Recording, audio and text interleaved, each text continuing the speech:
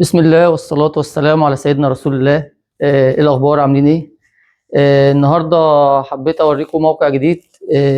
الموقع ده أنا مبسوط بيه جدا. الموقع ده أنا اشتغلت فيه يعني بتفكير وبمجهود كبير جدا. نموذج لاستغلال المساحة.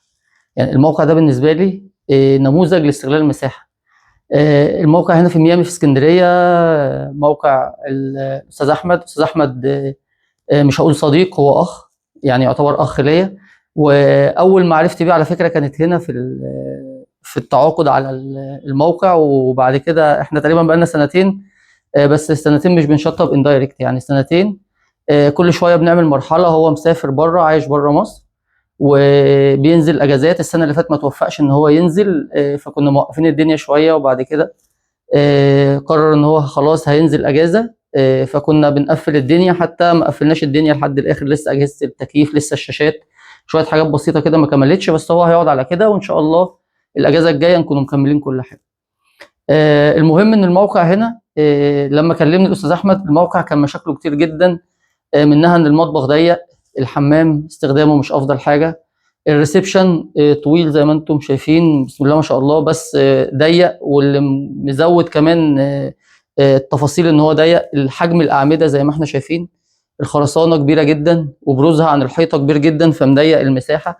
الريسبشن ما شاء الله طويل، بس ضيق شويه.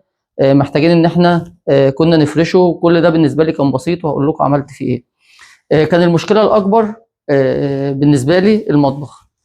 الجزء بتاع المطبخ والحمام، وان المطبخ صغير. تعالوا اوريكم عملنا ايه بقى في المطبخ ده عشان نستغل المساحه. الجزء ده كده هنا، الجزء ده ما كانش موجود معايا. الجزء ده كله كده، دي كانت حيطه مبنيه كده ماشيه كده مع الكاميرا دي.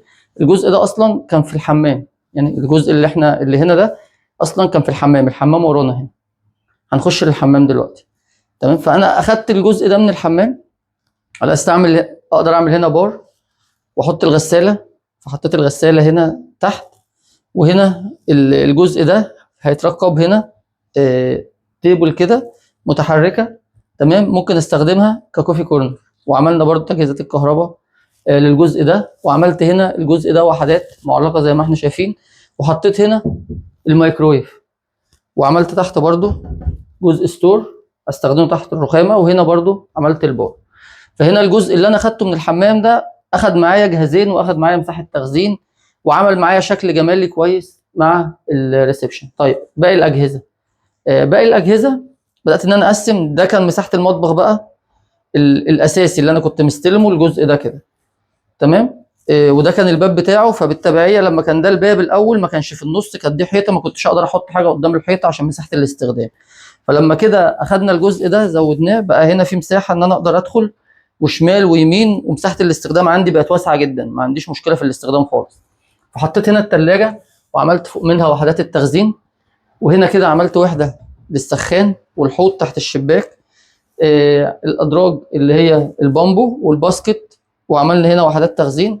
عملنا الفرن والبوتاجاز. تمام. وان كان ضروري جدا ان المدام طالبه غساله اطباق، وما كناش عارفين نحط غساله الاطباق فين. فانا كنت حاطط لها حيز هنا، بس كان الابعاد اللي كانت محطوطه في الديزاين كانت غساله اصغر من كده، على اساس ان الغساله تبقى موجوده هنا اللي هي ال 40 سم. وبعد كده على طول يبدا البوتاجاز، وهي مش بعيده عن الحوض، ان مساحه المطبخ ضيقه. فانا واقف اهو اوريدي، لو انا فاتح الغساله هبدا ان انا اشتغل. تمام. فجت العميله قالت لا، انا حابه الغساله تكون كبيره، ويكون مقاسها 60 سم، مش اقل مثلا من 12 فرد. فجبنا الغساله الكبيره، وبقى يعني عرفتها ان يبقى في جزء مشترك هنا حوالي 10 سم ما بين البوتاجاز وما بين المساحه بتاعه الغساله. ورفعت المستوى بتاع الرخامه 4 سم، على اساس لو البوتاجاز ليه بروز تحت فما يعترضش دخول الغساله لجوه. وحطينا الغساله اللي العميل عايزها، وحلينا المشكله. فجاء العميل لا انا عايز كمان ديب فريزر. طب هو ما فيش مكان نحط فيه ديب فريزر. قال لي لا، اتصرف وحط لي ديب فريزر. فعشان اعمل ديب فريزر هنا كده، ده مدخل الشقه طبعا، ده الباب. عملت هنا يونت للشوز بمرايه بالاضاءه اللي انتم شايفينها. المفروض انا كنت بدخل كده بلاقي مدخل الريسبشن. فجيت هنا على مدخل الريسبشن، استقطعت الجزء ده اللي انتوا شايفينه قدام المطبخ على طول، هحط فيه الديب فريزر، والمفروض ان هو يتقفل بعد الديب فريزر يونت من تحت لفوق. تمام، هتبقى كل دي كده اللي داخل هيبقى كأنها جزء ستور تخزين. افتح الاقي الديب فريزر موجود وفوق منه وحدات تخزين، لو انا عندي بقوليات او حاجه جافه ممكن احطها فوق. فاستقطعت مساحه من هنا قدام المطبخ ان انا اقدر احط فيها الديب فريزر. وهو ده اللي احنا بنتكلم فيه، يعني ازاي بنقدر نستغل المساحه، ازاي بقدر اوظف المساحه اللي موجوده عندي واقدر احقق امكانيات العميل لو انا عندي امكانيه لده.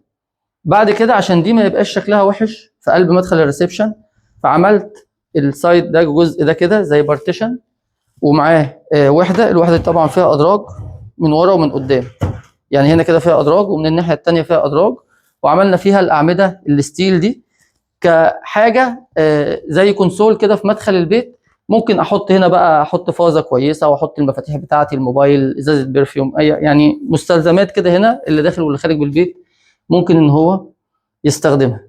تمام. وبعد كده بدات ادخل على الريسبشن اللي كان فيه مشكله كبيره بالنسبه لنا في موضوع الاعمده اللي اتفقنا عليها. فكان فكري كله ازاي استغل المساحه اللي ما بين الاعمده وما برزش بالاساس بالعفش كتير جدا. ودي ميزه ان انا اعمل اساس عموله. لما باجي اعمل اساس عموله بقدر افصل الحاجه زي ما انا عايز بالظبط، بقدر استغل المساحه بيها.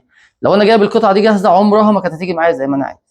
فهنا عملت البوفيه بالشكل اللي انتم شايفينه ده، واستغليت السمك بتاع العمود. تمام، ان انا ادخل المساحه بتاعت البوفيه كلها جوه سمك العمود، وطلعت بشكل جمالي كده بره عشان ازود العمق يقدر ان هو يستوعب معايا تخزين. وعملته بالشكل اللي انتم شايفينه ده، وحطيت فوق منه المرايه بتاعته، فبالتالي ما اثرتش على مساحه المرور او مساحه الحركه. بدات احط السفره هنا قدامه. على فكره السفره ممكن ترجع ورا شويه وتبقى على الحيطه خالص، بس احنا مفضلين ان احنا نحطها هنا تحت النجفه. بس لو انا رجعتها ورا هتبقى المساحه دي واسعه جدا، فبالتالي ما اثرتش على المساحه بتاعه المرور او مساحه الحركه في قلب المكان. جيت هنا ما بين برضو ده عمود وده عمود، ودي جزء او حته فاضيه ما بين العمودين، فقفلتها خالص وعملتها مكتبه. تمام، ممكن ان انا استخدمها نيش او ان انا احط فيها اكسسوار. وعملت فيها المرايه الطويله دي زي ما احنا شايفين، ممكن ان انا استخدمها كديكور في الريسبشن، وممكن ان انا اعمل دول يبقى نيش يخدم معايا على السفره، وممكن احطه اكسسوار على حسب ما العميل ما هو عايز. فبالتالي عملت الحته دي سويتها ببعضها، ما حسيتش بوجود الاعمده، فضيعت الشكل بتاع الاعمده في الجزئيه دي بالشكل الديكوري اللي احنا شايفينه. هنا الجزئيه دي هيبقى فيه هنا جهاز التكييف بتاع الريسبشن، فطبعا هي دي هنا مش هتستوعب معايا قطعه كامله، فحطينا الفوتيه الظريف ده بالتيبل اللي جنبيه. تمام، وهيبقى فيه هنا برده فازه بزرع، على لو في حد عايز يقعد هنا كده ايه مع نفسه او حاجه، فتبقى مساحه في النص كده بالنسبه لي ما بين الجزء ده والجزء ده. تمام، تفصل الجزئين عن بعض وفي نفس الوقت مش عامله فراغ كبير. فاستخدمت الجزء ده ان انا استخدمه ديكور اكتر او حاجه تعلي من شياكه البيت، وخصوصا ان هي قدام المرايه اللي احنا عاملينها في الجزء ده. بعد كده جيت هنا بدات احط الجزء بتاع الانتريه او الجزء بتاع القعده الخاص بالضيوف. تمام، فبرضه نفس القصه. لما جيت صنعت الكنبه بدات ان انا اخد التجويف ما بين الدراع وما بين الظهر، اخد الظهر كله في المسافه بتاعت ما بين العمودين، فبالتالي اخدت مساحه القعده هنا ما بقتش كبيره. لو انا كنت طلعت بالكنبه كلها بره كانت هتقفل معايا الدنيا هنا. فالدخول بتاع الظهر كله جوه الحيطه ما بين العمودين اخد معايا مساحه استيعاب كويسه، واداني مساحه هنا قدام ان انا اقدر اتحرك فيها، خصوصا ان انا عندي هنا البلكونه وعندي الباب بتاع غرفه الليفنج، فانا محتاج مساحه هنا بتاعت مرور وحركه كتير جدا.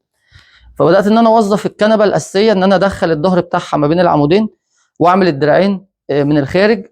وعملت هنا بنكت زياده ممكن ان هو يساعد معايا في القعده، وعملت هنا باف، وعملت هنا الاثنين كرسي السبايدر دول ممكن ان انا لو قلبتهم كده اصبح الجزء ده بقى قاعده مستقله. فالفكره هنا ان انا عملت دول سبايدر ان انا ممكن استخدمهم هنا مع القطعه دي لو احنا حابين نقعد في الجزئيه دي، وان انا لو لفتهم كده هستخدمهم هنا مع القطعه دي.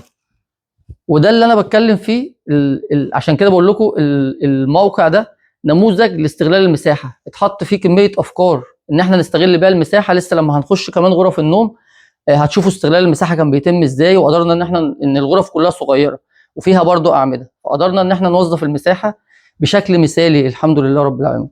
فدي من الجزئيات برضو اللي احنا حققناها هنا، ان انا اقدر بقى اعمل قاعده هنا واقدر اعمل قاعده هنا بالقطعتين دول.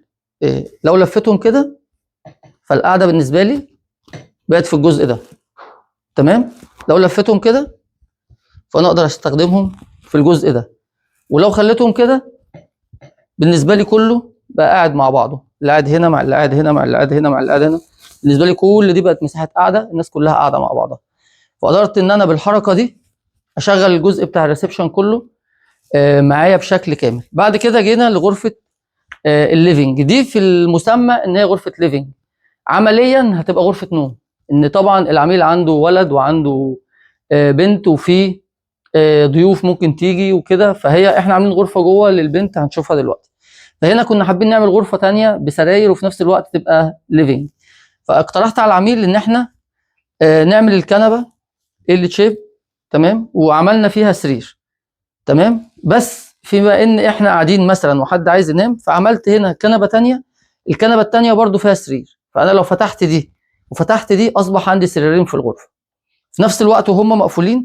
انا مستخدمها كغرفه ليفنج روم، تمام. وهنا هتحط لسه اليونت بتاع الشاشه. الاجهزه دي طبعا احنا حاطينها تجريبيه عشان الخط بتاع التليفون كنا بنجربه، تمام. فهنا المفروض في اليونت بتاعت التي في.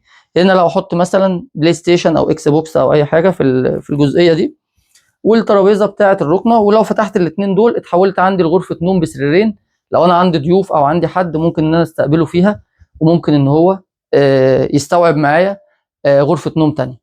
وعملنا الديكور بتاعها. المكتبه دي طبعا لسه هيتحط فيها اكسسوارز، وزي ما احنا شايفين الديكور بتاعها شكله عامل ازاي. فقدرت ان انا اوظف هنا غرفه ليفنج مع غرفه نوم او غرفه اولاد.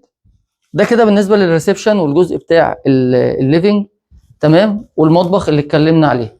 بعد كده اتبقى عندي الحمام. الحمام طبعا انا خدت منه المساحه دي كلها، وكان فيه هنا بانيو، وكانت الدنيا مش احسن حاجه. فبعد ما خدت المساحه دي،